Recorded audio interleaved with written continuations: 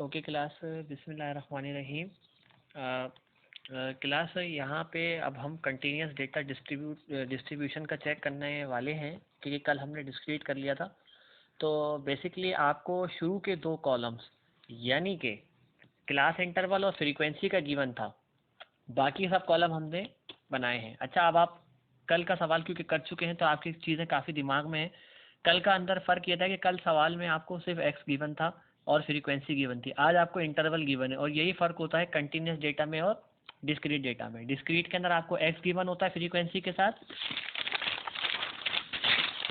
और कंटिन्यूस के अंदर आपको क्लासेस गिवन होती हैं फ्रीक्वेंसी के साथ। तो क्लास आप देख रहे हैं कि जहाँ एक क्लास ख़त्म हो रही है अगली वहाँ के बाद से शुरू हो रही है। तो ये 49 है, देखें 50 है, 59 है तो 60 है। तो ऐसी सूरत के अंदर ये अनबैलेंस डेटा होता है। इसको बैलेंस करने के लिए ये तमाम जो होती हैं लोअर क्लास होती हैं और ये सारी अपर क्लास। तो इसको बैलेंस करने के लिए हम एक नया कॉलम बनाते हैं क्लास बाउंड्रीज। और वो बनती कैसे है, तमाम लोअर के अंदर से 0.5 माइनस कर दें और तमाम अपर के अंदर 0.5 को प्लस कर दें। तो देखिए, मैंने तमाम लोअर के अंदर से 0.5 माइनस किया तो मुझे ये लाइन हासिल हुआ। मैंने तमाम अपर के अंदर 0.5 प्लस किया तो मुझे ये लाइन हासिल हो गया। अब ये तीन कॉलम बन गए। अब एक्स कैसे निकलता है आपको पता है ना, इनको प्लस करके 2 से डिवाइड, फिर इनको प्लस करके 2 से डिवाइड, इनको प्लस करके 2 से डिवाइड। वहाँ तो पहले से एक्स मौजूद था ना पिछले क्वेश्चन में, अब यहाँ तो आपको एक्स खुद बनाना है। तो आपको जब एक्स खुद बनाना होता है तो फिर ऐसी सूरत के अंदर आप क्या करते हैं, आप इनको प्लस करके 2 से डिवाइड करते रहते हैं। तो प्लस करके आप 2 से डिवाइड कर रहे हैं। जैसे 30 को 39 ने प्लस करा, जो आंसर आया उसको 2 से डिवाइड किया तो ये एक्स आ गया। फिर 40 और 49 को प्लस करके 2 से डिवाइड किया तो ये आंसर, एंड सो ऑन। उसके बाद एफ एक्स आपको बनाना था अगला कॉलम, क्योंकि आपको मीन की ज़रूरत पड़ेगी। तो आपने 2 को इससे मल्टीप्लाई किया तो ये आ गया, फिर 3 को इससे किया तो ये आ गया, फिर 11 को 54.5 से किया तो ये आ गया। इस तरह से आपका एफ एक्स का कॉलम आ गया और आपने इसको प्लस कर लिया। अब कल वाला काम शुरू हो गया क्योंकि आपके पास एक्स आ चुका है। अब आपको पता है कल का काम क्या था। आप फ्रीक्वेंसी आपकी जो है वो 2 थी, आप कैलकुलेटर पे लॉग और एक्स लिखोगे 34.5 तो ये आंसर आ जाएगा। ये मैंने कल आपको पूरा डिटेल में क्वेश्चन करवाया भी था। ये आपके लिए सब आसान सा काम है, फिर भी एक्सप्लेन आपको कर रहा हूँ। जैसे 11 लिखा, फिर लॉग लिखा और एक्स की वैल्यू इक्वल करेंगे तो ये आंसर, फिर 32 लॉग 74.5, ये इस तरह से लॉग की वैल्यूज आ गई, इनका भी सम कर लिया। फिर आपको एच एम के लिए एफ अपॉन एक्स की जरूरत पड़ती है, तो एफ ये रहा और एक्स ये रहा। तो 2 divided by 34.5 equal to 0.05, 3 divided by 44.5 to equal to 0.06 and so on. तो ये एफ अपॉन एक्स का टोटल आ गया।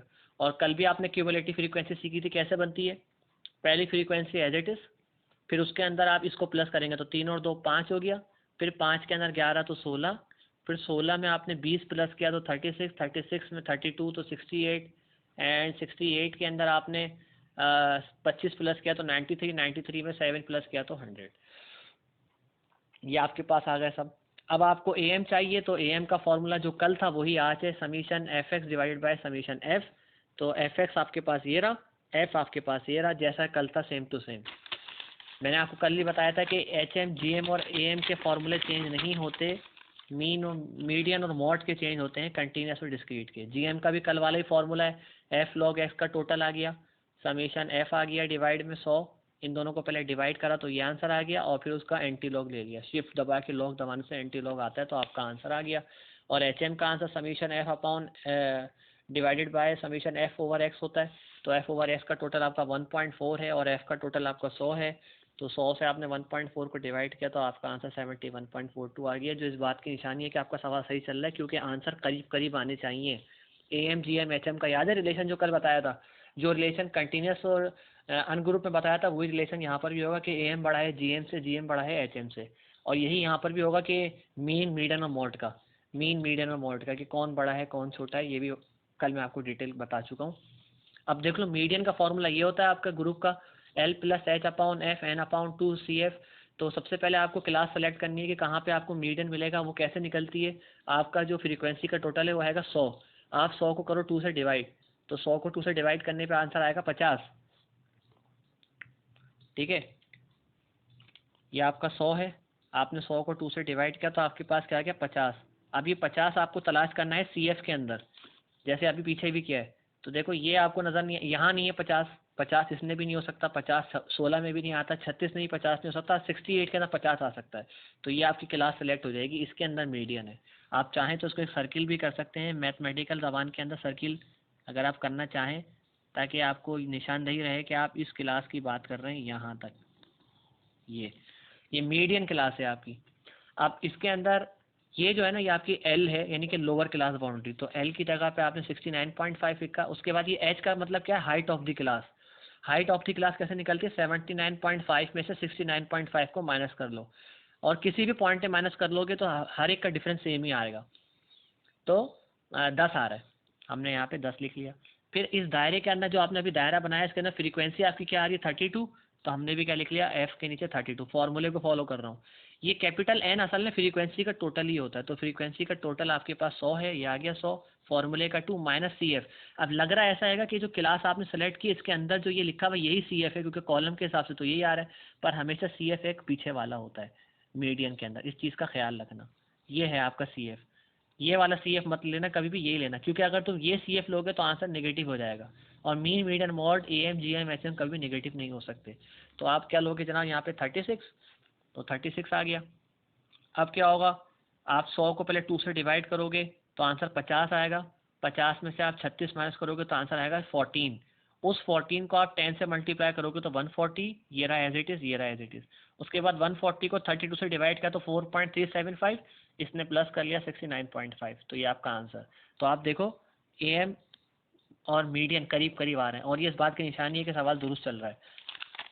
अब आपको क्या चाहिए, मॉड, ये मॉड के ग्रुप का कंटिन्यूस का फॉर्मूला आपके पास मौजूद है। तो आप देख रहे हैं जैसा मैंने आपसे कल कहा था कि डिस्क्रीट और कंटिन्यूस के फार्मूलाज में फ़र्क सिर्फ मीडियन और मॉड में होता है। A M G M H M के फॉर्मूले जो कल थे कंटिन्यूस डिस्क्रीट के लिए, वही आज भी है कंटिन्यूस के लिए। ओके, अब आप क्या करोगे, लोअर क्लास बाउंड्री, अच्छा इसकी सिलेक्शन कैसे करेंगे कि ये कहाँ पर है, तो मॉड की मैंने कल आपको डेफिनेशन बताई थी, द मोस्ट रिपीटेड वैल्यू और the highest frequency of the data.